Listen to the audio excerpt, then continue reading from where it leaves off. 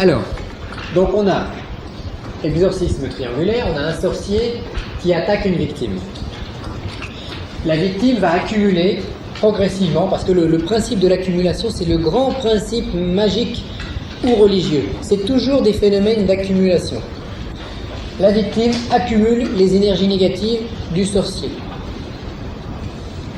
Quand la victime en a accumulé suffisamment, ça déborde, c'est la crise, c'est l'angoisse, c'est l'accident, c'est tout le potentiel qui se trouve concrétisé.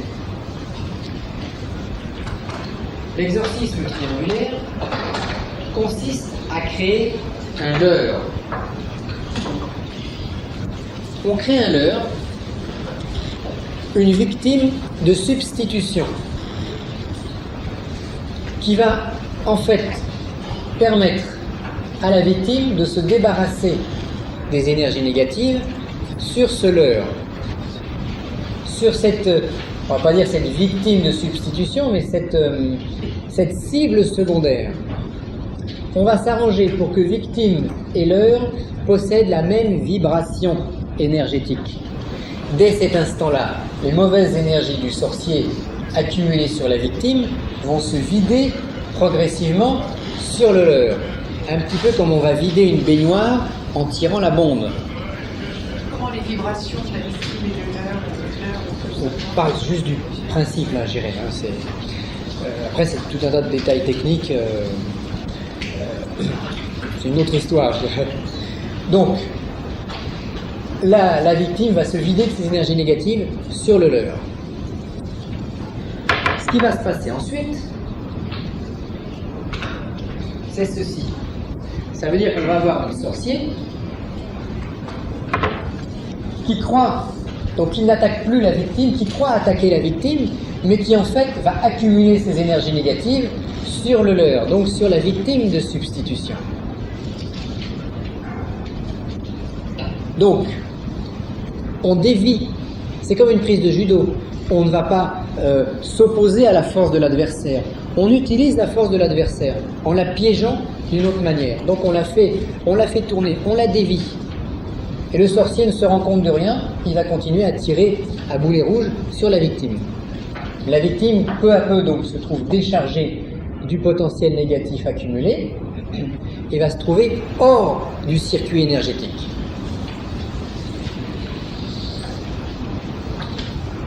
Ensuite, on aura ceci. On aura le sorcier qui sera en ligne directe avec le leurre.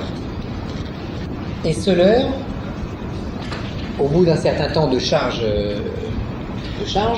va être enterré au pied d'un arbre. Donc le leurre sur lequel le sorcier a accumulé ses énergies va lui-même disparaître. C'est-à-dire que la victime, elle est sous protection, elle n'est plus dans le circuit, on a retiré l'ampoule électrique, on l'a remplacée par autre chose. Le sorcier, pendant un certain temps, se retrouve face au leurre, et puis, le leurre ayant disparu, le sorcier se retrouve face à rien. Donc, c'est le principe de l'élastique. J'ai accroché un élastique à Daniel, puis j'ai tiré l'élastique pour lui faire le plus mal possible. Puis à un moment, je me rends compte que c'est plus Daniel qui a accroché l'élastique, mais qu'il a mis ça autour d'un arbre. Et puis d'un coup, je me rends compte qu'il n'y a plus d'arbre. Et là, je reprends l'élastique en plein visage. Paf! Alors déjà, donc cette technique permet un bon nettoyage, je dirais, de tous les miasmes qui ont pu être accumulés par ce sorcier. Mais le gros intérêt pour l'exorciste de s'être fait faire cette protection, c'est que le leurre qui est enterré au pied de l'arbre continue à fonctionner même des années après l'attaque. Et quand il y a une attaque occulte ou quand il y a un mauvais exorcisme qui se trouve réalisé et que les forces négatives se retournent contre l'opérateur, eh bien l'opérateur a une prise de terre. Et en cas de court-circuit, une partie de l'énergie va se trouver mise à la terre. Donc c'est comme une ceinture de sécurité sur une voiture. En cas de choc, en cas d'accident, on aura peut-être un hématome sur l'épaule, mais on aura évité d'avoir le visage à travers le pare-brise. Alors ça, c'est une bonne protection au niveau de la technique. Alors on ne verra pas comment réaliser cette technique, parce qu'elle nécessite déjà, au minimum pour la réaliser, plusieurs années de respiration intensive. Parce que la personne qui va pratiquer le transfert, en fait, des énergies négatives de la victime sur le leur, doit être un parfait canal énergétique, sinon c'est l'opérateur qui va remplacer la victime et qui va servir de leurre aux attaques du sorcier. Donc c'est très mauvais pour l'opérateur. Bon, ça c'est une espèce d'artifice, je dirais, qui permet de dévier les énergies et surtout d'avoir une prise de terre. Alors, je vous dirais très sincèrement que cet exorcisme triangulaire n'est pas utile si vous pratiquez l'exorcisme de temps en temps. Si vous vous amusez à faire un exorcisme tous les 2 mois, bon, vous n'avez pas besoin de ce type de protection. Par contre, si vous voulez travailler de manière intensive en cabinet et sauver un certain nombre de personnes, c'est une ceinture de sécurité supplémentaire. Je dirais qu'à la limite, tout professionnel travaillant dans l'ésotérisme et ayant un cabinet peut avoir intérêt à avoir des systèmes de protection. Je dis des systèmes, parce que le plus important c'est vous. Et attention, si ça se trouve, un exorcisme triangulaire ne vous servira qu'une fois dans votre vie. Moi je sais que personnellement, ma ceinture de sécurité, elle m'a servi qu'une seule fois. Je la mets tout le temps. Elle m'a servi une fois. Eh ben, je remercie le ciel que mon instructeur d'auto-école m'ait obligé à prendre cette habitude de mettre ma ceinture de sécurité. Donc, protection intéressante. On continue dans les protections.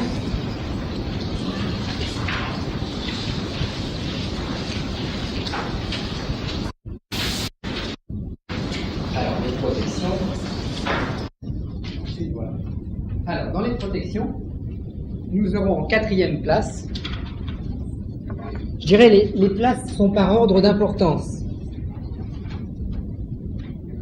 4e place, on aura le blason d'exorciste ou blason d'opérateur.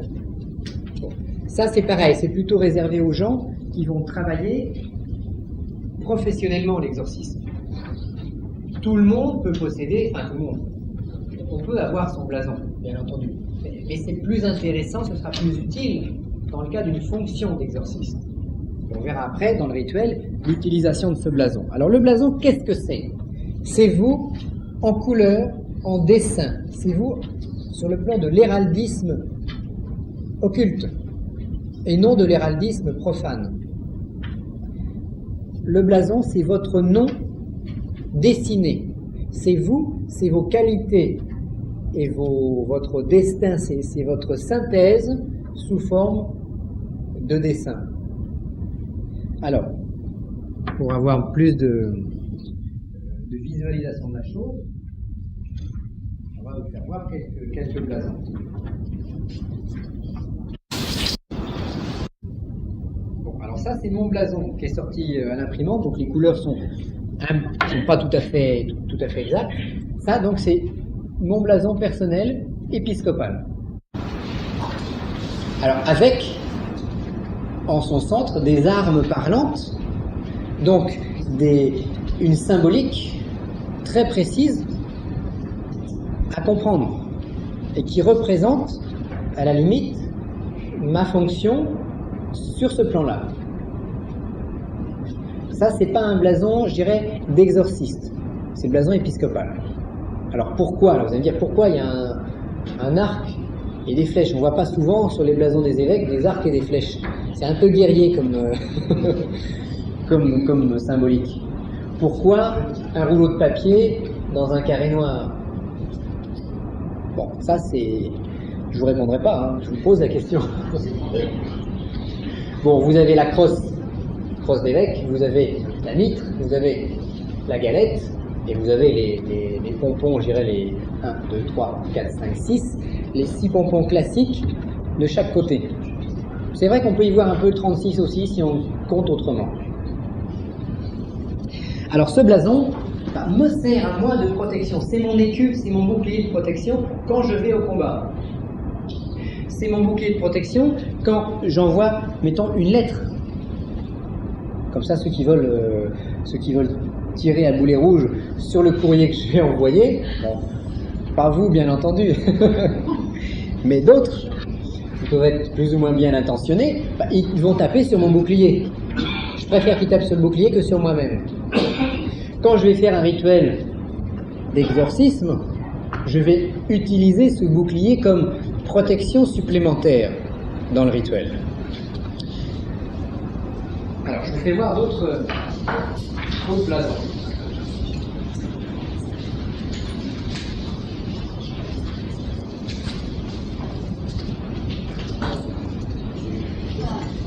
Quelques blasons. Je ne dirai pas qui c'est, bien entendu. La personne n'est pas forcément parmi nous. Alors ça, c'est un blason, pareil, blason d'exorciste. Alors, pourquoi? Qu'est-ce que ça représente?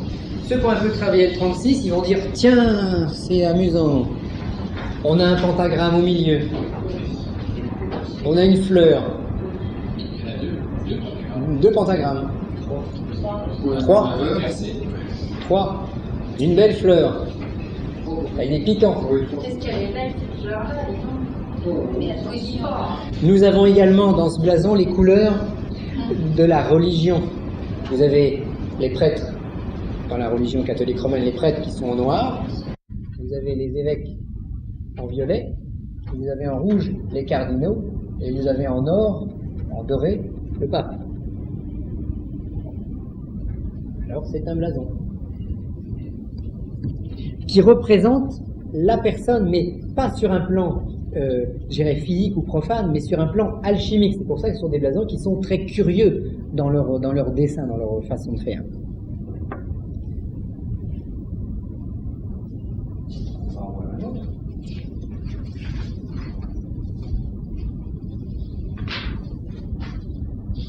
Celui-là, il est très particulier aussi. Alors les zones grises, en fait, sont des zones noires. Alors ça va nous rappeler certaines choses. Ça va nous rappeler, c'est le mont avec l'arbre de la crucifixion. C'est le tau. C'est le noir et le blanc. Âme noire, âme blanche. C'est le cône. Or, le cône de l'esprit. Bon, vous avez le rouge et le vert.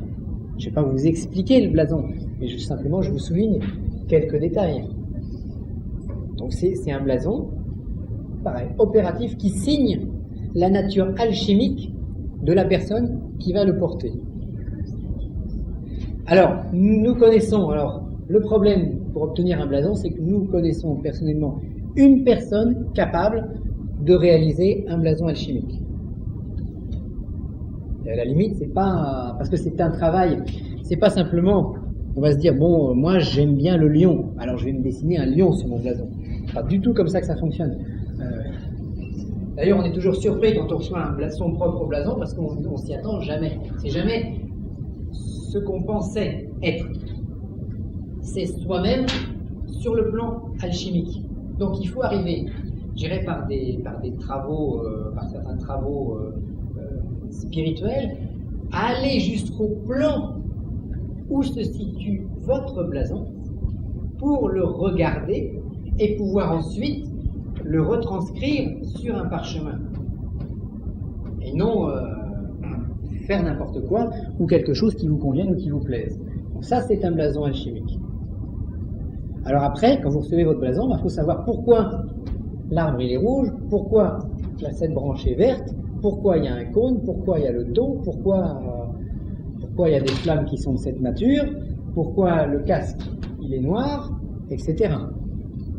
Donc tout sera symbolique et vous pouvez parfois mettre des années pour interpréter votre propre blason.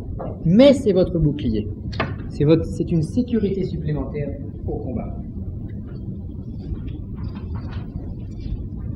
Alors on va nous poser la question. Oui, mais encore une fois, ça c'était des blasons d'hommes. Et pourquoi les femmes n'ont-elles pas le droit d'avoir leur propre blason? Mais si. Alors, un autre blason. Alors, le blason d'un homme est dans un écu, le blason d'une femme dans un losange. Alors, qu'est-ce que c'est? Pareil. Pourquoi des zones or? Pourquoi dans ce sens-là, verticalement? L'œil, qu'est-ce que ça représente?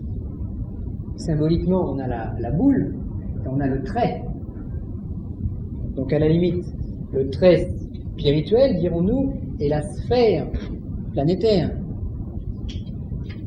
etc., etc. Pourquoi le rouge et le vert sur le casque?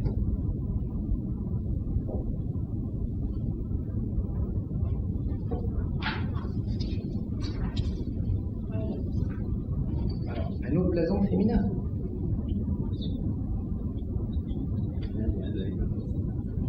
Alors voilà, un aigle blanc sur une sphère rouge avec 2 feuilles de houx. Le houx, ça pique.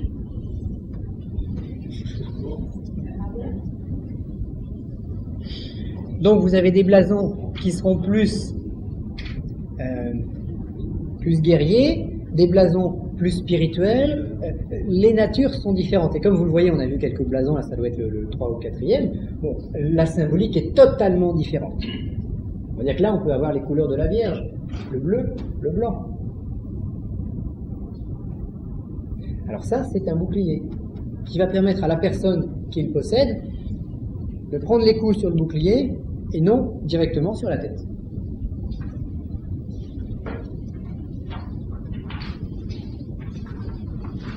Il est conseillé de dire de tout ça. Alors, si on le fait, voilà les protections qu'on a vues. Il est d'abord fortement conseillé de pratiquer un entraînement respiratoire puissant. Ça, c'est, je dirais, le numéro 1. Bon. Après, si on veut une protection de l'égrégore chrétien, il faut au moins accéder au grade d'exorciste. Bon. Je dirais que c'est le prêtre exorciste qui va vraiment manipuler l'exorcisme. Bon.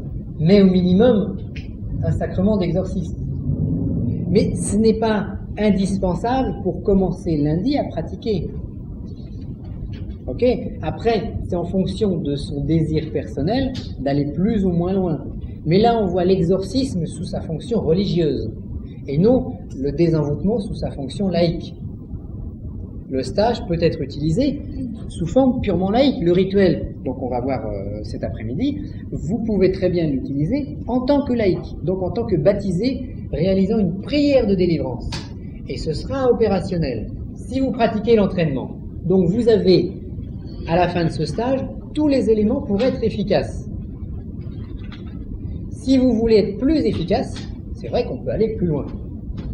Bon. Je conseille fortement le blason quand même. Pour celui qui veut, et pour celui qui va en avoir l'utilité. On peut en avoir une utilité personnelle, de protection personnelle, mais c'est l'opérateur ou l'opératrice qui va devoir le posséder. Parce que celui qui a un cabinet, il a intérêt de se blinder. Parce que celui qui a un cabinet, il y a les confrères qui tirent à boulet rouge, il y a les clients qui envoient leurs charges négatives, et puis il y a vos problèmes personnels. Donc tout ça, ça fait une très bonne focalisation d'énergie. Personnellement, première chose que j'ai commencé à faire, c'est l'entraînement respiratoire. Presque parallèlement à ça, j'ai eu une ordination de prêtre il y a une dizaine d'années. Bon, j'en ai jamais fait état, mais ce qui m'a permis d'avoir une protection supplémentaire. Je me suis fait faire quasiment tout de suite un exorcisme triangulaire, et le blason est arrivé quelques mois après. Mais quand j'ai travaillé en tant que professionnel sur le nettoyage, sur le dégagement des nuisances, j'avais quand même le minimum de protection.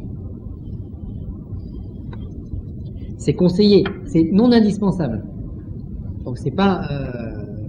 Après, tout dépend jusqu'où on veut aller dans la technicité, hein, dans l'aspect, dans l'ésotérisme lié à toutes ces choses. Alors nous allons avoir ensuite, je dirais, les protections secondaires, qui seront les huiles d'onction, la croix pectorale, qui peut être plus ou moins un pentacle plus ou moins efficace, les bains de sel, les reliques. Alors, vous avez une technique qui est très intéressante au niveau des huiles d'onction pour vous dégager vous-même. Alors, je vais vous donner la recette. La recette n'est pas dans le fascicule que je vais vous distribuer à la fin du stage. Donc, si vous voulez la noter, notez-la. Je l'ai déjà donnée dans d'autres stages.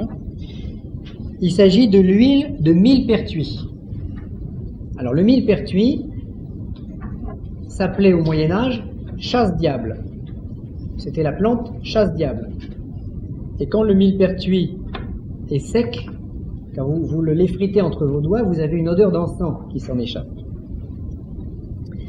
Alors, ce qu'il faut faire, c'est aller chercher en juillet ou en août du millepertuis sur le bord des chemins. Vous devez cueillir les sommités fleuries, c'est-à-dire les petites fleurs jaunes du millepertuis. Donc, première chose, cueillir les fleurs jaunes du millepertuis. Ensuite, les faire sécher. Vous les étalez au soleil sur un drap et vous laissez sécher pendant 2-3 jours. S'il pleut, il faut tout recommencer. Donc, arrangez-vous pour qu'il n'y ait pas de... Si, vous rentrez le soir. Voilà, s'il y a un risque de pluie, vous rentrez le soir et vous ressortez le lendemain. Il faut les cueillir en lune montante, en lune descendante. Lune montante, c'est bien la nuit... Enfin, le jour de... Voilà, la nuit de la Saint-Jean, la pleine lune, on va essayer la pleine lune, ce sera plus fort. Vous prenez une bouteille, en verre de préférence. Vous remplissez 1/3 de vin blanc.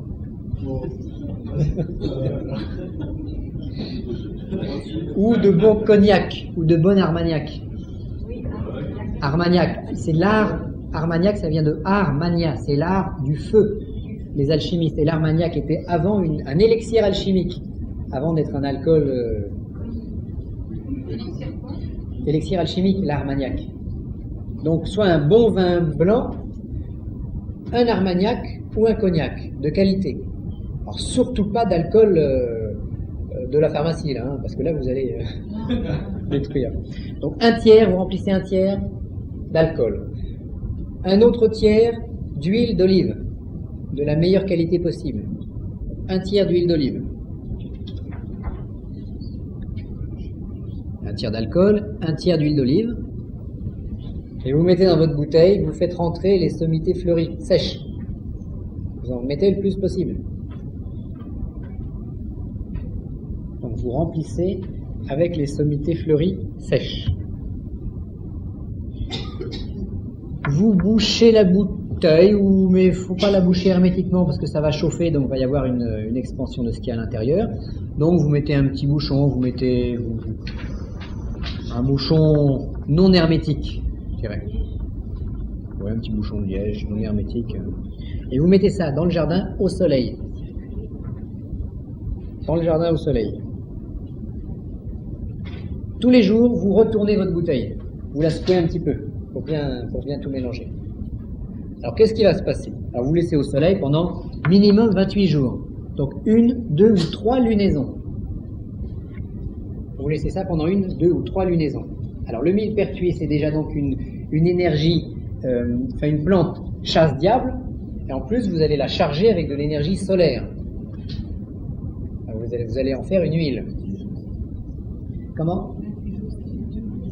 28 jours, ça fait une lunaison. Une lune de 28 jours. 14 et 14. Enfin, 14 et 14, ou 15 et 13, ou 16 et 12, ça dépend, parce que la lune est très erratique dans ses pérégrinations. Donc, on laisse 1, 2 ou 3 lunaisons au soleil, tout en mélangeant bien le système. Alors, qu'est-ce qui se passe? Vous avez les principes actifs du millepertuis vont passer dans l'alcool. Et après, de l'alcool, ça va passer dans l'huile. Donc, vous allez avoir, à la fin, une huile rouge. En plus, rouge comme le sang de l'Eucharistie. Rouge comme le feu, ou l'éther, de la pyramide.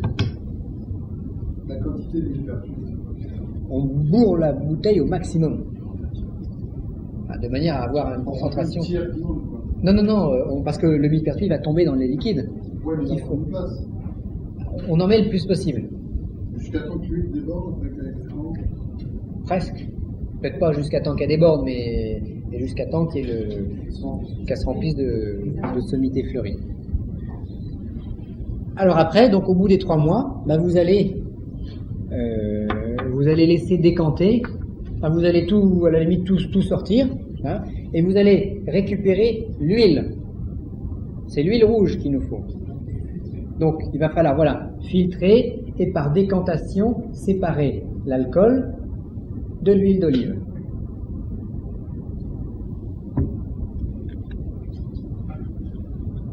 Alors vous allez bien ensuite pressuriser, sortir le jus des plantes de manière à avoir le maximum de principes actifs dans votre huile.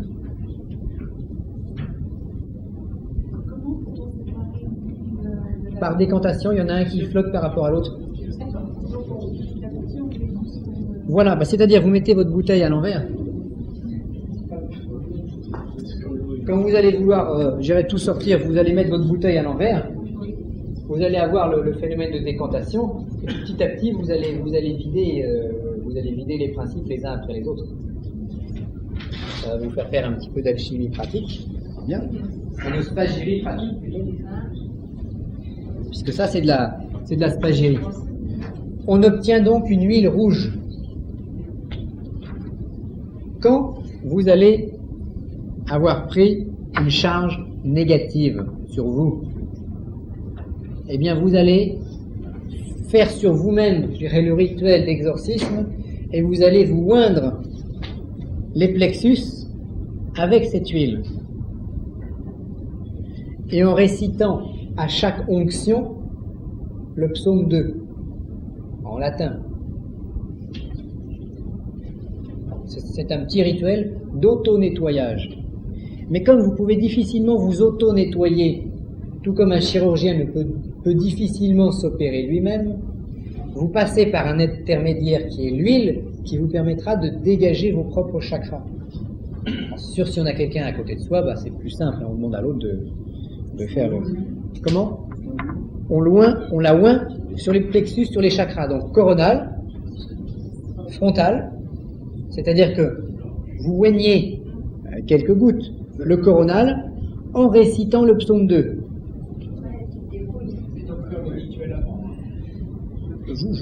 Le rituel.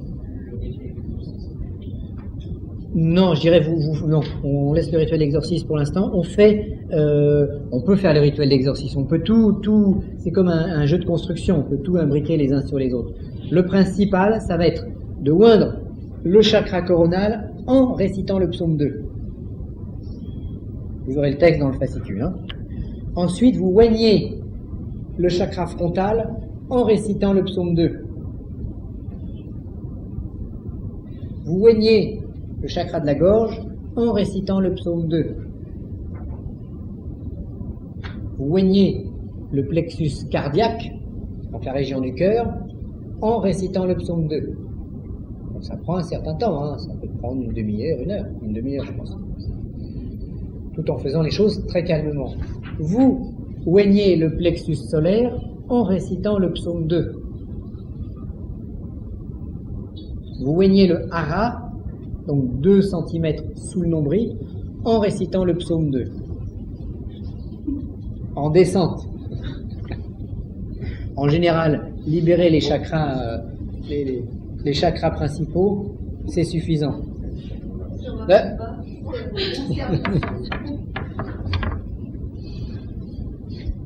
Alors, toujours dans le sens du haut vers le bas. Alors, j'irai sur un ou une possédée. Par exemple, si c'est quelqu'un que vous connaissez bien, quelqu'un de votre famille, parce que c'est difficile à... Vous pouvez en plus, à la fin de l'exorcisme, oindre les chakras. Mais ce qu'il faut savoir, c'est qu'au niveau religieux, par exemple pour un baptême, normalement, il faudrait oindre tous les chakras. Quand on fait un baptême à l'église, on met un petit peu d'une onction sur la tête. On ne va pas plus loin. Alors, les huiles d'onction. Donc ça, c'est pour vous auto-nettoyer. Alors, si vraiment vous voulez vous faire un auto-nettoyage complet, parce que le premier ne suffit pas. Vous allez ensuite remonter, donc on rapplique le même système en remontant. Donc on a fait la descente du coronal vers le hara, et on redémarre du hara vers le coronal. On refait le hara avec le psaume 2, le plexus solaire avec le psaume 2, le plexus cardiaque avec le psaume 2, la gorge et le psaume 2, le frontal et le psaume 2, le coronal et le psaume 2. Donc, de haut en bas et de bas en haut. Mais toujours dans ce sens-là. Alors voilà pour les huiles d'onction. La croix pectorale. Alors la croix pectorale, c'est une protection beaucoup moins efficace. Croix pectorale peut inclure également tous les pentacles, médaille de Saint-Benoît, etc., etc. Ce sera beaucoup moins efficace que les techniques vues plus haut. À la limite, la croix pectorale peut être très efficacement remplacée par votre blason d'exorciste.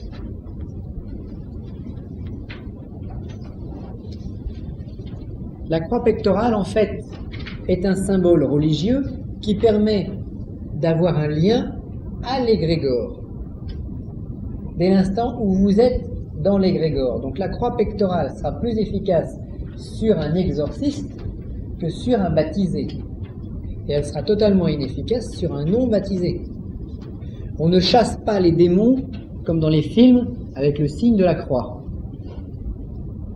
Hélas. Ce serait bien. On peut utiliser le signe de la croix si par ailleurs on a tout le reste. C'est vrai que si vous avez un très bon entraînement, si vous avez un sacrement qui correspond, si vous avez de bonnes protections, si vous avez votre blason, si vous appliquez le signe de la croix sur quelqu'un qui a un envoûtement, ça va être plus efficace, mais vous n'allez pas appliquer le signe de la croix simplement. Vous allez émettre vos énergies et le signe de la croix ne va être qu'un canal de vos propres énergies. Donc nécessitez avant toute chose d'être un canal par votre entraînement. Donc la croix pectorale, c'est le symbole égrégorique qui va également protéger votre plexus cardiaque. Alors on peut remplacer la croix pectorale, qui est, je dirais, classique, par une croix numérique, par une rosace numérique, qui sera plus efficace, mais je dirais qui sera plus réservée à un exorciste professionnel. En l'apportant surtout quand on fait un exorcisme. À la limite, un exorciste qui se respecte n'a pas besoin de pentacle de protection partout. Il va utiliser, parce qu'il est lui-même une puissance d'exorcisme, il va donc utiliser les protections quand il va agir, quand il va plonger les mains dans la radioactivité négative. Donc là, il met son armure de plomb, je dirais, pour manipuler. Sinon, il a peu de... On peut difficilement envoûter un exorciste s'il est bien entraîné, s'il a des bonnes protections. On va essayer, bien sûr. C'est normal. Parce qu'on est jaloux, etc. Bon. Mais on va difficilement réussir. C'est comme si moi je vois un boxeur professionnel dans la rue, je ne vais pas essayer de lui piquer son portefeuille. Je prends des risques énormes. Pas vu sous cet angle-là. Donc c'est pareil, un exorciste qui se respecte, bien sûr il y a des idiots qui vont essayer de l'attaquer, mais ça n'a pas tellement d'importance. Et les vrais opérateurs, un vrai sorcier puissant, qui pourrait faire du mal à l'exorciste, quand il va voir l'exorciste, quand il va ressentir son entraînement, ses sacrements, son blason, etc., il sera assez intelligent pour le laisser, pour ne pas déclencher une guerre. Parce que justement, un vrai sorcier, un puissant sorcier, est un homme intelligent. C'est pas un fou furieux qui va attaquer tout le monde. Et le vrai sorcier, tout ce qu'il a envie, c'est d'être tranquille. Dans son palace, dans son château. Parce que si c'est un vrai sorcier, il peut s'acheter un château. Alors, oui, question ? La croix pectorale, on la retire pendant l'entraînement puisqu'il fallait tirer les lunettes. Oui, bien sûr. La croix pectorale, on va la porter pendant l'exorcisme. Alors, autre petite protection, les bains de sel. alors ça c'est bon, histoire d'en parler. Vous pouvez, si vraiment vous n'avez pas respecté tout ce qu'on a dit jusqu'à présent et que vous vous sentez mal, prendre ce qu'on peut appeler un bain de sel. Donc vous faites couler de l'eau à 36-37 degrés, vous mettez 1 ou 2 kilos de gros sel. 1 ou 2 kilos? Oui, pour avoir une vraie eau bénite, faut quand même... Voilà, si vous mettez une pincée de gros sel dans le bain, ça va pas être très efficace. Il faut que ça... Bon. Ensuite, vous allez réaliser une bénédiction sur cette eau, et puis vous prenez votre bain. Vous trempez pendant une demi-heure. Bon. Alors si l'eau est trop chaude, attention de ne pas mettre une eau trop chaude, de ne pas vous sentir mal, parce que le sel, ça fait quand même une forme de pression osmotique, donc il faut y aller doucement, il ne faut pas une eau trop chaude. Un bain de gros sel froid, encore mieux. Sous surveillance médicale, bien sûr.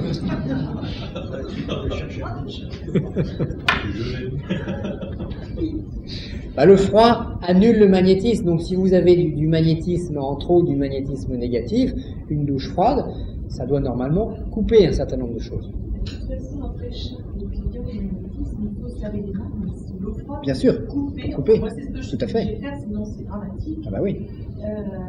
Mais vraiment se laver, c'est pas juste se passer les mains comme ça, c'est vraiment... Oui, c'est laisser 5 minutes les mains sous l'eau froide pour couper le magnétisme, pour que le client ne continue pas à vous pomper, parce que quand vous faites du magnétisme, vous créez un canal, vous vous faites vampiriser au profit du client, du patient. Bon. Il n'y a pas la croix, Après. Pour pouvoir couper justement. Ah, oui, on verra ça dans le rituel, la croix. Et après, si on ne se lave pas les mains dans l'eau froide ou si on ne coupe pas, le client va continuer à vampiriser son magnétiseur. Alors si on a un client, c'est pas grave. Si on en a 50 qui pompent, ça risque de devenir difficile. Mais vous pouvez toujours compenser les pertes d'énergie par les entraînements respiratoires. Alors, dernier point, protection secondaire, les reliques. Il est vrai que si vous portez sur vous un petit morceau de l'os de Saint-Jacques, la côte de Saint-Jacques, un petit morceau du Saint-Suaire, etc., si vous arrivez à découvrir cette chose-là, ça peut être une protection intéressante, liée à l'égrégore. Le problème, c'est qu'il y a eu énormément de fausses reliques fabriquées à Byzance, qui fait que même, c'est pas parce que la relique a plusieurs siècles d'existence qu'elle est vraie. Alors le principe de la relique, c'est un principe nécromantique. C'est pour se relier à l'âme noire de Saint François, de Saint Jacques, de Saint Paul, de Saint Janvier.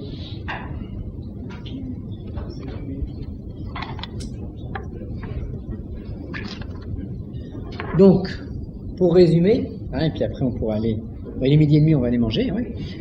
Donc pour résumer, d'abord l'entraînement, première chose. Ensuite le sacrement, après l'exorcisme triangulaire et le blason. Un petit coup de cœur quand même sur le blason. C'est très intéressant à posséder quand on a un cabinet. Voilà, s'il y a des... Voilà. On verra ça après. Comment?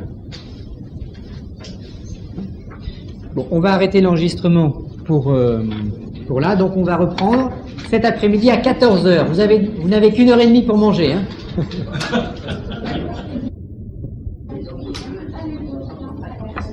Ah bah non, c'est plus que l'huile de millepertuis sinon. Alors le millepertuis là, on avait une précision d'un botaniste. Alors c'est lequel le millepertuis? C'est le mille-trou en fait. Ouais, c'est l'hypericum perforatum. Voilà, donc c'est l'hypericum perforatum. Donc maintenant, si on remplace le millepertuis par une autre plante, c'est plus de l'huile de millepertuis. Donc c'est précisément cette plante-là qu'il faut utiliser. Autre question, oui? Oui. On fait une onction. On peut faire la sang des aiguilles d'une montre.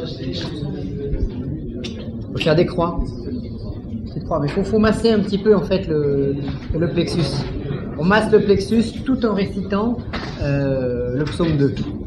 En latin de préférence, bien entendu. Hein, les exorcismes en latin seront préférables aux exorcismes en français. Autre question? Très bien.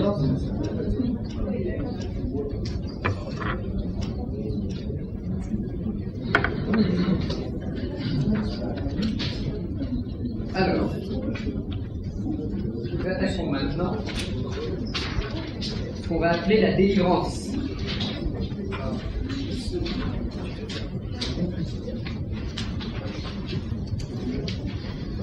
Alors, bon, durant tout ce stage, nous avons beaucoup parlé du phénomène de l'envoûtement et très peu du phénomène de la possession. Bon, la plupart du temps, dans 99,9% des cas, c'est-à-dire 999 fois sur 1000, on sera en face d'un phénomène d'envoûtement plus ou moins prononcé. Les cas de possession démoniaque, comme on peut voir au cinéma, comme on lit dans certains ouvrages, sont excessivement rares. Alors si jamais, un jour, vous étiez confronté à un possédé qui se débat, qui bat, qui fait des sauts, voilà, qui grimpe au plafond, etc., je vous conseille, si vous voulez le pratiquer vous-même, pratiquer ce genre de dégagement, au minimum d'avoir quand même la prêtrise et de vous faire accompagner d'un médecin. Parce que entre certaines crises de possession et certaines crises d'hystérie, la frontière est particulièrement faible. Je me souviens d'une émission qu'on avait vue une fois à la télévision sur l'exorcisme. Alors, ils avaient pris une brave dame qui était une voyante et supposée possédée par les démons. Alors ils l'avaient attachée sur une chaise, parce que au cas où les démons se manifestent. Et puis ils avaient commencé, il y avait un ou deux prêtres qui étaient là, ils avaient commencé à l'exorciser. Alors bon, sors démon, etc. Et puis pof, il aspergeait avec de l'eau bénite. Bon. Puis il se passait rien. Et pendant 1 heure, cette brave dame, elle était sur sa chaise, elle ne bougeait pas. Alors il continuait. Allez, manifeste-toi, Satan. Hop, l'eau bénite, les signes de croix. Et au bout de 2 heures, elle a commencé à marquer des signes d'impatience. Et là, Et à ce moment-là, les prêtres se sont dit, ça y est, le démon commence à se manifester. Alors ils ont mis carrément plus d'eau bénite, plus de signes de croix, plus d'exorcisme, et on a assisté en direct, je dirais à la télévision, à une crise d'hystérie, parce que n'importe qui, je vous prends n'importe lequel d'entre vous, si on vous fait subir ce traitement-là, au bout de 2 heures, vous en aurez marre, vous allez... Même avant. Donc, attention de ne pas mélanger les phénomènes. La plupart du temps, possession, on va faire une bonne analyse au préalable. Alors, une question, oui. Alors, j'ai eu un cas comme ça, magnétisme d'une personne que je n'ai pas, qui a fait un la parole s'est mise à trembler, parmi les millionnaires, Oui. Alors, par la suite, dans la pièce activée, elle a pu pardonner, enfin, toute fragile, oui. On voit. Oui. Alors, et la suite? Est-ce que vous avez réussi à la libérer de ce qu'elle avait? À votre avis, plus c'est ça. Alors, faut voir, faut aller plus loin. Il faut étudier, c'est pour ça qu'il y a toujours des entretiens, à la limite avec la personne qui est susceptible de subir une possession. C'est un phénomène, dans sa réalité, c'est un phénomène particulièrement grave. Donc il faut d'abord faire un entretien pour savoir ce qui se passe. On ne va pas exorciser directement. Bon, on va déjà réfléchir, parce que s'il y a un vrai combat, s'il y a un vrai phénomène de possession, là on n'est plus en face d'un petit sorcier qui fait un petit envoûtement. Petit envoûtement qui peut quand même être très dangereux, mais c'est plus le même phénomène. Donc entretien pour savoir déjà s'il n'y a pas des problèmes psychologiques, et la recherche des problèmes psychologiques, même s'il y a possession, nous permet de savoir quels sont les poignées auxquelles le démon, entre guillemets, va s'accrocher. Parce que dans ce cas-là, on va tenter de faire une double suppression, de supprimer les poignées, donc en comprenant la psychologie, et de supprimer l'entité par un travail d'exorcisme. Donc on va analyser. Bon, là je ne peux pas répondre sur un cas avec quelques symptômes comme ça. C'est vrai que la voix caverneuse, ça laisse supposer qu'il y a un phénomène de possession. Alors par quoi, comment, qu'est-ce qui se passe ? Faut voir s'il y a des antécédents médicaux, s'il y a des prises d'antidépresseurs, qu'est-ce qui se passe derrière, quel est le terrain, sur quel terrain on va travailler. Parce que ce qui compte, c'est pas d'être en face d'un phénomène, c'est d'apporter une solution au phénomène. Donc, moi une fois j'ai eu un cas très particulier. Bon, pendant des années j'ai fait du nettoyage, hein, de la délivrance, sans jamais voir un cas de possession. Et puis un jour, je me suis trouvé piégé. J'arrive sur un cas que je pensais être un cas d'envoûtement, et la personne, qui était une jeune femme, alors c'est curieux que ça touche assez les jeunes femmes, elle était dans un état donc totalement inconsciente, avec des états comme on peut voir un petit peu dans les films. Et j'ai eu le cas de conscience, je me suis posé la question, je me suis dit, il y a deux solutions. Soit c'est une crise d'hystérie, il faut l'emmener tout de suite à l'hôpital, pour calmer la crise, soit c'est un phénomène de possession ou de semi-possession, et j'interviens.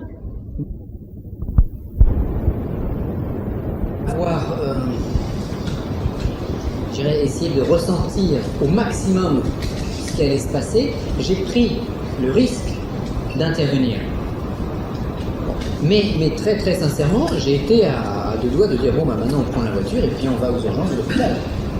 Parce que il ne faut pas risquer de mettre en jeu la vie de la victime s'il y a des symptômes physiques ou physiologiques. C'est là Bon, alors qu'est-ce qui s'est passé? Je lui ai même pas fait un exorcisme à caractère religieux. Je lui ai fait un désenvoûtement triangulaire, là, avec un support, un leurre, etc. Alors elle avait sa belle-sœur, bon la personne était allongée avec des soubresauts, etc. Elle avait sa belle-sœur qui la tenait, une sportive, qui pratiquait la musculation, qui la tenait pour qu'elle reste allongée. Et moi j'ai fait mon rituel sans m'occuper de rien. Je ne pouvais pas m'occuper de maintenir la personne, je devais m'occuper de mon rituel. J'ai fait le rituel, tranquillement, correctement, malgré l'aspect un peu impressionnant de la situation. Et plus ça allait, plus la personne s'est calmée. J'ai fait mon transfert sur le leurre, tranquillement. Au bout de 3/4 d'heure, la personne dormait. J'ai clôturé mon rituel. On est parti prendre une petite tasse de thé ou un petit jus de fruits dans la pièce à côté. Et puis 1h30 après, la jeune femme est arrivée comme si elle avait une nuit de sommeil, vous savez, comme quand on a une gueule de bois, une nuit de sommeil, enfin elle se réveillait, elle sortait d'un songe, à moitié réveillée, quoi, et puis plus jamais nous avons eu ce genre de manifestation. Alors maintenant, ne me demandez pas si c'était un phénomène de possession. C'était une personne qui correspondait parfaitement aux critères qu'on a vus hier, c'est-à-dire sensibilité, intuition, c'est-à-dire des symptômes de fatigue, etc., c'est-à-dire un scénario aussi qui pouvait coller avec un phénomène d'envoûtement. Était-ce une possession ou pas? Je vais être très prudent dans l'analyse en me disant qu'il s'est passé quelque chose, qu'elle a été délivrée de cette chose et que maintenant elle a une vie normale. Tant mieux. C'est tout. On ne va pas y établir de... Oui. Oui. Subitement, j'avais l'impression qu'elle allait exploser parce qu'il y avait une pression, une tension qui montait dans toute l'atmosphère de la pièce. Oui. Et dans mon corps et dans ma tête, j'avais l'impression que ma tête allait exploser. Oui. Alors certainement, vous êtes mis en résonance avec le patient, qui devait avoir sans doute sur lui un phénomène d'envoûtement particulièrement puissant, parce qu'il y a différents phénomènes d'envoûtement. Vous avez les envoûtements par la voisine ou par la sorcière du coin qui vous lance des petits mauvais sorts qui peuvent être dangereux par le phénomène d'accumulation. Vous avez l'envoûtement par un sorcier professionnel, et puis vous avez l'envoûtement par les techniques d'égrégore, qui peuvent être limite de la possession, mais pas forcément une possession au sens où on a l'habitude d'en parler. Une possession au sens où on va télécommander la personne pour faire une autodestruction. Bon. Si vous êtes en face d'un phénomène égrégorique, c'est sûr que l'énergie développée par l'envoûtement est tellement puissante que ça va vous remonter et puis ça va créer une pression. Alors pareil, il faut étudier le cas de manière très précise. Mais quelque chose à remonter, c'est-à-dire vous à la limite vous faites un canal pour envoyer de l'énergie, et puis en fait l'énergie elle part dans l'autre sens, elle revient sur vous, ça remonte et ça fait une pression au niveau. Et la pièce est envahie par un phénomène négatif. Tout existe. Ce qu'il faut, c'est se méfier des interprétations trop scolaires, trop intellectuelles. Une fois, j'ai eu un cas très curieux aussi. J'étais en train de m'occuper d'une personne, donc j'avais fait un nettoyage triangulaire avec un leurre, et le leurre, je le garde un certain temps chez moi, dans mon oratoire, pour travailler dessus. Et parallèlement à ça, un sorcier que je connaissais et qui était assez puissant a dû aller chercher une entité dans un bas astral quelconque, une arme noire puissante, pour l'envoyer sur la victime que j'étais en train de traiter. Qu'est-ce qui s'est passé? J'ai récupéré l'entité chez moi. Une espèce d'être, alors là on peut se dire, c'était le diable, une espèce d'être bizarre, rouge, qui sentait franchement mauvais, mais mauvais, une odeur physique, pas une odeur psychique. Donc, il est arrivé par l'intermédiaire du leurre, directement là où il pensait qu'était la victime, qui était la personne à attaquer. Bon, alors dès que j'ai senti qu'il y avait quelque chose, j'ai tout de suite, je l'ai attaqué, et puis il est reparti, il venait. Mais il y a des phénomènes comme ça, et d'où l'intérêt aussi de pratiquer, pour ceux qui veulent aller assez loin, pour ceux qui veulent bien connaître ces manifestations ésotériques, il faut pratiquer en cabinet pour avoir des expériences. Et de ces expériences, on va en tirer des explications, on va en tirer des théories. Et on s'aperçoit que les théories qu'on avait apprises dans les stages ou dans les livres sont peut-être justes, mais il y a des modifications. Il y a la théorie et il y a la pratique. Donc oui, tout ça, c'est des choses qui vont pouvoir nous arriver. D'où la nécessité après d'opérer, que ce soit magnétisme ou autre, avec les protections. Parce que si on a les protections, on ne va pas avoir le reflux, ou on va pouvoir canaliser ce reflux très très rapidement. Alors, la délivrance. Délivrance en 5 phases. Alors, déjà, point très important dont je n'ai pas beaucoup parlé dans mon livre qui traite du désenvoûtement, c'est que la délivrance se mérite. On va dire oui, mais alors là, c'est plus le cas où j'ai mal au pied, je passe un petit coup de téléphone au médecin ou au magnétiseur, il guérit mon pied et c'est terminé. La délivrance doit se mériter. C'est mieux, ce sera beaucoup plus efficace.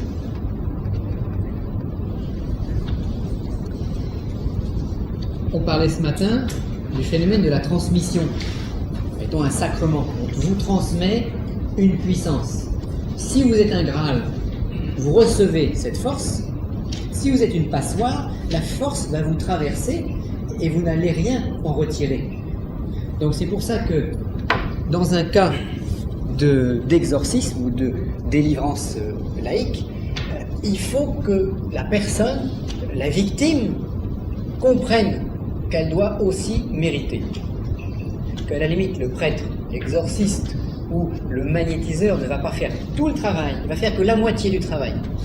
Et en fonction du mérite, eh bien la délivrance va être plus ou moins complète. Alors vous allez me dire, oui, mais moi j'ai des cas où la personne ne méritait pas la délivrance, je vais faire les rituels de l'abbé Julio, ça a parfaitement marché, il est bien maintenant, bien sûr. Mais dans les cas qui sont plus graves, dans les cas qui sont plus délicats, il y a ce phénomène de mérite. Vous avez des gens qui sont envoûtés par accident. Et vous avez des gens, c'était dans leur destin de subir ce genre de phénomène, pour leur donner une leçon de quelque chose, pour qu'ils apprennent. À vous de départager les uns et les autres. Donc d'avoir un petit peu la fonction du prêtre, qui va délivrer, mais aussi qui va en plus délivrer un message. Et expliquer pourquoi il y a eu le phénomène. Parce que sinon, on a de fortes chances que ça recommence. Si je subis un phénomène désagréable, par exemple, j'ai une indigestion, alors je vais voir le médecin. Il va me donner les médicaments qui conviennent pour calmer mon indigestion. Mais si la semaine d'après je recours au restaurant et je prends dessert sur dessert, crème au chocolat sur crème au chocolat, je vais à nouveau tomber malade. Et je vais retourner voir mon médecin en lui disant « Mais monsieur, ça n'a pas fonctionné les médicaments que vous m'avez donnés. Je suis encore malade. » D'où, il faut quand même un minimum de mérite. Alors, première chose que va devoir réaliser l'exorciste, ce sont les préparations. On n'exorcise pas quelqu'un qui vient demander un exorcisme. Alors vous avez les prêtres actuellement qui n'exorcisent plus personne. Ils font des entretiens d'exorcisme. Et quand vous avez passé 15 entretiens, on vous envoie voir le psychiatre. Même si... Alors, il faut quand même faire un entretien. Cet entretien peut être téléphonique, cet entretien peut être comme une consultation, mais il va y avoir premièrement un dialogue avec l'exorciste. C'est un petit peu le diagnostic que l'on a vu hier, parce que vous avez besoin de savoir sur quel terrain vous allez avancer. Donc, dialogue, entretien. Vous faites parler la victime pour savoir qui elle est, pour savoir ce qu'elle veut, pour connaître les erreurs qu'elle a pu commettre. Si cette victime fait partie d'un cercle de spiritisme, tous les vendredis soirs, on appelle l'esprit d'Alain Kardec, Léon Denis, nanana, etc.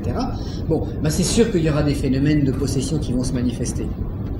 Donc, il faudra lui expliquer que de ne pas faire ça. Donc, changer. Si elle a son lit qui est placé sur un nœud Hartmann, par exemple, en géobiologie, bah, il vaudrait mieux faire changer la position du lit, etc. Donc, essayer de comprendre ce qui se passe. Ensuite, la personne doit prendre conscience, la prise de conscience spirituelle des fautes commises. Un accident de voiture n'arrive pas par hasard. En général, si j'ai un accident de voiture, c'est parce que j'ai grillé un feu rouge, c'est parce que j'ai eu une faute d'inattention. C'est parce que les freins de ma voiture étaient usés. C'est parce qu'il pleuvait et je roulais trop vite. Un accident, c'est toujours un certain nombre de facteurs. En général, 3 facteurs. Bah, dans le cadre d'un phénomène comme ça, c'est pareil. Je prends conscience de ce que j'aurais dû faire et que je n'ai pas fait. Des éléments que je dois corriger. Et ça, c'est plus le travail de l'exorciste. Le désenvoûtement laïque, le bon magnétiseur qui fait du nettoyage, à la limite, le magnétiseur va faire des dégagements énergétiques, d'âme noire à âme noire. Ça fonctionne bien. Après, ça va être l'exorciste. Donc, prise de conscience des erreurs, qui ne sont pas des fautes au sens de péché, mais qui sont des erreurs, des choses que l'on ne savait pas. Il ne faut pas faire telle chose, je ne savais pas. Tous les soirs, je mets une bougie sur la photo de ma grand-mère et je la prie. Bon. Et je suis fatigué régulièrement. Bon, je ne savais pas que de cette façon-là, j'attirais l'âme noire de ma grand-mère qui me vampirise, par exemple. Ensuite, 3e point dans les préparations, l'exorciste doit avertir le patient que l'exorcisme est avant tout un sacrement religieux. C'est pas une méthode miracle qui va faire gagner au loto, payer les traites bancaires, etc., etc., et faire revenir ventre à terre l'homme ou la femme qui est parti. Bon, attention, l'exorcisme, c'est un sacrement religieux. Donc, en fonction du mérite, on va avoir un résultat ou un autre. Et si vous lisez bien les livres de l'abbé Julliot, bah, il l'explique de manière très précise. Il dit même qu'on peut avoir un retard sur la délivrance. À la limite, le rituel que va faire l'exorciste fonctionne toujours, mais ce sont les résultats, ou tout du moins les sensations du patient qui vont être différées, ou qui vont être différentes. Et puis, dans un cas de prêtrise, si vous êtes prêtre, ben il est bon de faire une confession, de demander on va dire au possédé, mais de demander à celui qui veut une délivrance de se confesser, de manière à ouvrir son cœur, de manière non seulement à ce qu'il fasse confiance, mais à ce qu'il s'ouvre, à ce qu'il reconnaisse ce qu'il considère lui comme des fautes. Et dans la première partie de la messe, la première partie de l'Eucharistie, c'est la confession. C'est nécessaire pour ouvrir.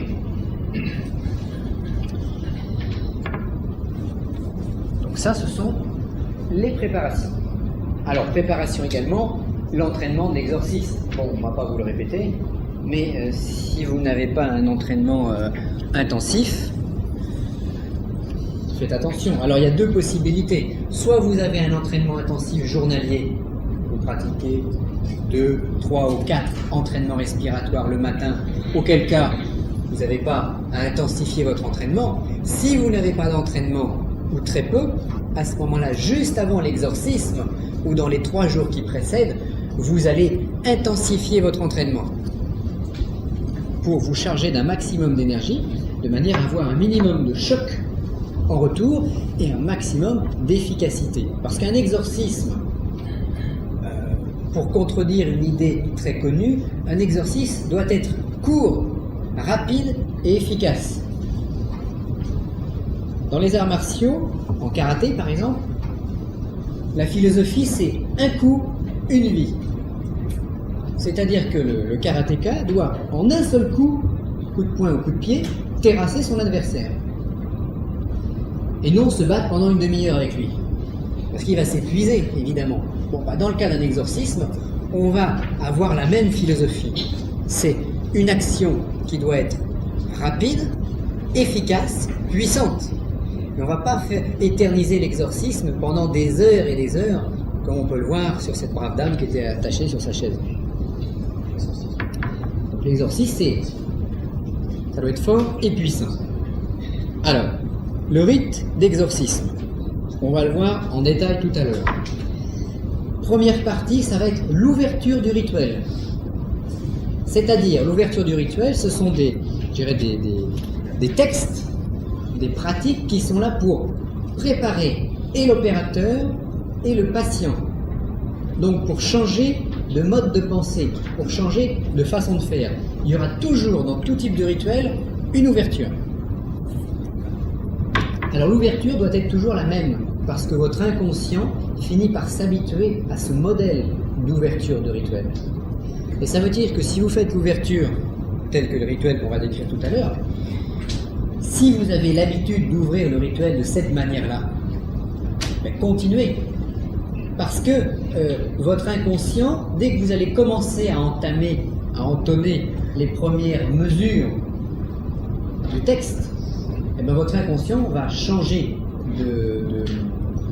d'état et va se mettre en état d'exorciste et non plus en état de monsieur X ou madame Y. Donc, changement d'état de conscience. Et on cède avec une espèce de rite d'ouverture, avec une espèce de texte qui permet cette ouverture. Ensuite, nous aurons la concentration du patient sur ses problèmes, de manière à avoir une meilleure prise sur l'envoûtement, sur la possession. Le patient doit essayer de revivre toutes ses difficultés, faire ressurgir dans son mental tous les malheurs qui lui arrivent, tout ce qui se passe, tout ce qu'il a accumulé. Alors, il ne s'agit pas d'une concentration haineuse pendant laquelle votre patient va maudire celui qui est censé lui avoir fait du mal, parce qu'on peut toujours se tromper sur la source du phénomène d'envoûtement, mais surtout il va se concentrer sur son propre malheur, en essayant de revivre émotionnellement les difficultés, les angoisses, la fatigue, tous les symptômes qu'on a vus préalablement. Donc une résurgence de ce phénomène, et pendant ce temps, l'exorciste va lire un texte, de manière à se décaler mentalement par rapport au patient. C'est-à-dire que chacun est concentré sur un sujet différent. Le patient concentré sur ses problèmes et l'exorciste concentré sur son texte. Alors si c'est un texte en latin, c'est mieux, que ce sera plus difficile à lire. Et comme ça, là, on est chacun séparé en quelque sorte. Alors après, je dirais lecture des textes choisis, comme on le verra tout à l'heure. Le troisième point, très important, dans le rite d'exorcisme, et qui va en faire partie intégrante, c'est le dégagement des plexus. les plexus sont des portes d'entrée et de sortie des énergies positives ou des énergies négatives. Comme ce sont des portes, ces plexus vont s'encrasser.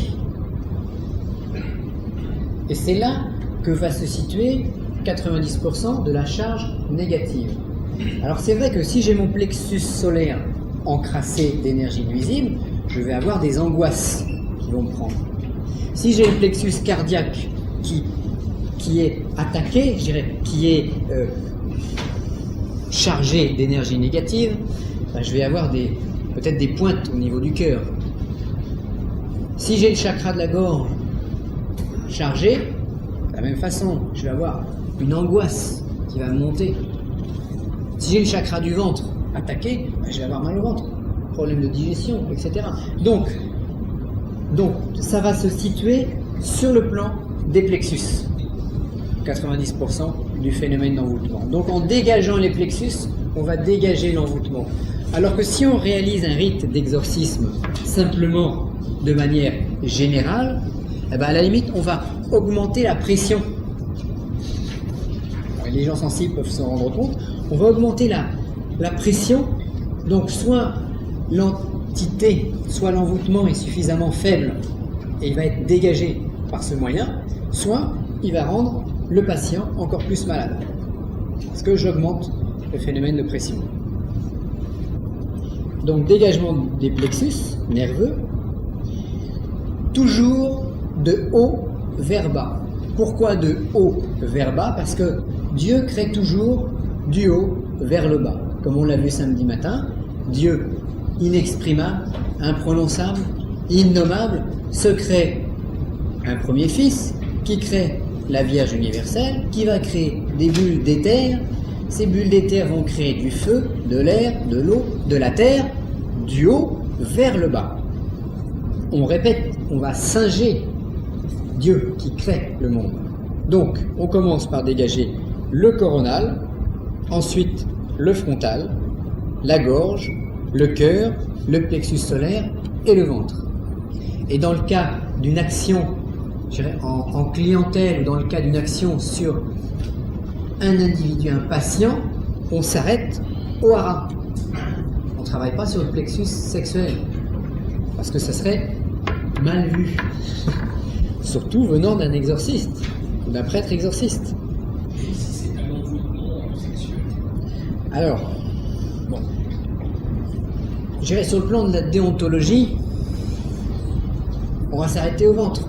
On va dégager en fait le plexus sexuel par le hara, par le ventre, par nos concentrations qui vont aller chercher les énergies, en fait, toutes les énergies. Est-ce qu'il est nécessaire de toucher? On le verra dans le rite, il est nécessaire de le prendre. On ne peut pas faire un rite d'exorcisme sur une photo à distance. Ce sera difficile. Ou alors il faudra faire 10 rites pour avoir le même résultat que si on avait la personne en face de soi. Donc il faut quand même, comme un chirurgien, attraper le mal pour le retirer. Alors, après, c'est chaque opérateur de savoir ce qu'il a à faire. Il est évident qu'en cas de phénomène négatif ou d'envoûtement à caractère sexuel, il serait mieux de descendre un petit peu plus, mais sans manipulation. Toujours pareil, là on se trouve entre deux eaux. À la fin donc du dégagement de ces plexus du haut vers le bas, il y aura une clôture de ce rituel. Clôture du sacrement d'exorcisme. Donc on a eu une ouverture et on aura une clôture. Différentes phases dont on reverra le détail tout à l'heure. Ça donc c'est la troisième partie. Alors, on voit beaucoup d'échecs au niveau des exorcismes généraux parce qu'on n'a pas le traitement des plexus. Donc, de manière générale, si je fais un exorcisme, donc en tenant avec force les textes qui sont liés à cet usage, en envoyant de l'eau bénite, en mettant le signe de croix. Je vais exorciser, mais de manière générale, et non de manière précise sur les points. Si on veut, par exemple, terrasser quelqu'un, on prend l'image du karatéka. Si on met un très gros coup de poing sur l'épaule d'une personne, on va la faire bouger un peu. Elle aura peut-être un bleu, mais on ne va pas la terrasser. Par contre, parce qu'on n'a pas touché le point sensible, par contre, si de manière très faible, avec seulement, on lui met un doigt dans l'œil, on la terrasse, elle recule, parce qu'on a touché le un plexus, entre guillemets, un point sensible. Donc, en plus de la puissance énergétique dont on va avoir besoin, on va travailler sur les points sensibles et non sur la généralité. Donc, par comparaison, l'exorcisme général de l'abbé Julio, c'est des grandes claques sur l'épaule, et un travail sur les plexus, c'est le doigt dans l'œil que vous allez mettre. Et là, ça va être différent, on n'aura pas le même résultat. Petite question? Ce qui fait qu'on augmente la pression, en fait. Parce que ça part pas. Il faut pas. Il faut prendre pour retirer. À la limite, quand on va faire un exorcisme, on va augmenter la pression parce qu'on va faire un apport d'énergie. À la limite, on va presque, pas dans tous les cas, mais dans certains cas, on va presque nourrir l'envoûtement. On va faire un apport d'énergie. Donc il y a une pression supplémentaire. Dans le cas d'un travail sur les plexus, au contraire, on va retirer l'énergie. C'est pas c'est pas du tout le même sens. C'est pour ça que dans un cas, il y a une pression, et dans l'autre cas, il y a un retrait de quelque chose. Alors, ensuite, quatrième point. Alors, je dirais que l'exorcisme laïque va s'arrêter ici. Préparation, les prières, le dégagement des plexus. Et on s'arrête. Le prêtre peut y rajouter un élément fondamental qui va être la célébration de l'Eucharistie et la communion. Parce que qu'est-ce qu'un exorcisme? Ça consiste à chasser une énergie négative. Et qu'est-ce que la communion? Ça consiste à donner une énergie positive. Donc, un prêtre pourra, si nécessaire, bon là on peut le mettre entre parenthèses, mais si nécessaire, célébrer une messe et faire communier la victime. D'où, dans certains cas, les exorcismes en présence du Saint-Sacrement. Bon, et plutôt que ce soit en présence du Saint-Sacrement, autant lui faire manger ce Saint-Sacrement, autant le faire communier, ce sera mieux. Mais après le nettoyage. On rentre là, bon, on va pas aller plus loin dans ce stage, mais on va rentrer à ce niveau-là dans la théurgie, dans l'exorcisme par théurgie, qui va être un travail différent. Ça veut dire que plus on va rentrer dans la hiérarchie, je dirais, de l'Église, plus l'exorciste va avoir d'armes à sa disposition. Et après, en fonction du problème, on va utiliser plus ou moins d'équipement. C'est presque comme un commando qui va partir derrière les lignes ennemies. Il va emmener un couteau, il va peut-être emmener un fusil, il va emmener des grenades, et en fonction de son grade, de sa possibilité, il va avoir une façon différente de s'y prendre. S'il va chasser les fourmis, il va emmener de l'insecticide. Il ne va pas y aller avec des grenades, etc., etc. Parce que inutile non plus de faire, je dirais, des célébrations eucharistiques si le cas ne le nécessite pas. Donc c'est en fonction du problème qu'on va monter une opération d'exorcisme. Alors le rôle de cette célébration, ce sera de remplir d'amour spirituel ce qui vient d'être vidé du mal. Et donc la communion du patient. Et là, on oblige le patient à mériter sa délivrance. C'est pour ça qu'on l'a éventuellement confessé avant. Parce qu'à ce moment-là, on le vide d'un certain nombre de choses pour le remplir d'autres choses. Et on le prépare à aller plus loin qu'une simple délivrance. Parce que quand vous allez faire une délivrance, dégagement, exorcisme, dégagement des plexus, c'est bien, vous soignez son corps, mais pas son âme. Enfin, vous soignez son corps et son âme noire, je dirais. Donc après, il se sent mieux. Mais ça ne va pas plus loin. Or, le rôle du prêtre, il est quand même de sauver les âmes blanches, ou tout du moins de donner à la personne la possibilité d'aller plus loin dans sa recherche, si elle le désire. Il ne faut jamais obliger quiconque à faire quoi que ce soit. C'est en fonction du désir personnel. Alors cette célébration va aussi, je dirais, décharger le prêtre des miasmes qu'il a pu prendre quand il a dégagé les plexus. Et alors, 5e point, on va appeler ça